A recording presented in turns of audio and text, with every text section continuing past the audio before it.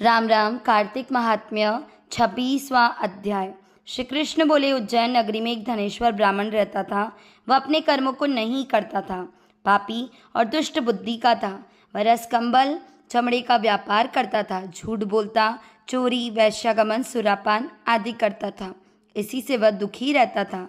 एक बार क्रय विक्रय का कार्य करता हुआ धनेश्वर महिष की बसाई महिष्मती पुरी में पहुंचा, जो पवित्र नर्मदा नदी जिसकी परिखा है। वहाँ धनेश्वर ने कार्तिक स्नान करने वालों को देखा और वहीं 1 महीना निवास किया। माल बेचने के लिए नर्मदा के किनारे घूमते हुए उसने स्नान करके जप और पूजन में लगे हुए ब्राह्मणों को देखा। कोई पुराण पढ़ रहे थे, कोई सुन रहे थे, नृत्य गान बजाना, विष्णु जी की कथा सुनने में मस्त थे। विष्णु जी की मुद्रा में अंकित तुलसी माला पहन रहे हैं, ऐसा देखा। नित्य वहाँ घूमता, वैष्णव के दर्शन और भाषण सुनता, उसे विष्णु जी के नाम का बोध हुआ। इस प्रकार महीने भर ठहरकर उसने कार्तिक के उद्यापन की विधि को भक्ति सहित भगवान के जागरण को देखा। पूर्णमासी के दिन ब्राह्मण गौ इनका पूजन, कार्तिक स्नान के वे मनुष्यों को दिए गए भोजन दक्षिणा को देखा। फिर सायंकाल के समय मनुष्यों ने शिव जी की प्राप्ति के लिए दीपदान किया, उसको देखा।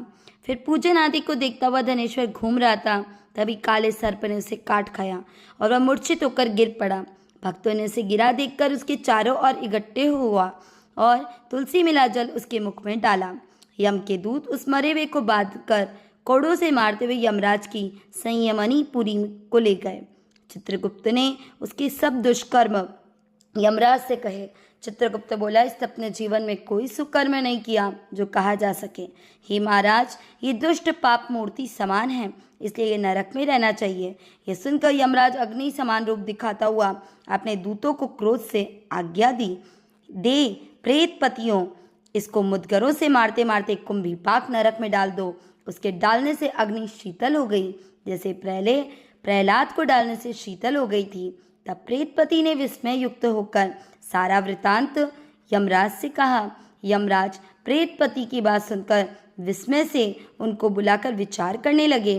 तभी वहां पर नारद जी पहुंच गए। यमराज ने उनका पूजन किया।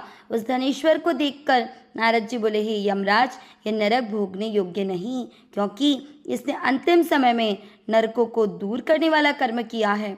इस धनेश्वर ने अनगिनत कार्तिक व्रतियों का संसर्ग किया है, इसमें पुण्य का छठा अंश है। श्री कृष्ण बोले। यह कहकर जब नारद जी चले गए, तब उसके पुण्य मालूम होने पर यमराज ने दूत के द्वारा उस धनेश्वर को सब नरक दिखाने के लिए कहा। इति कार्तिक महात्म्य 26वां अध्याय। नारायण नारायण।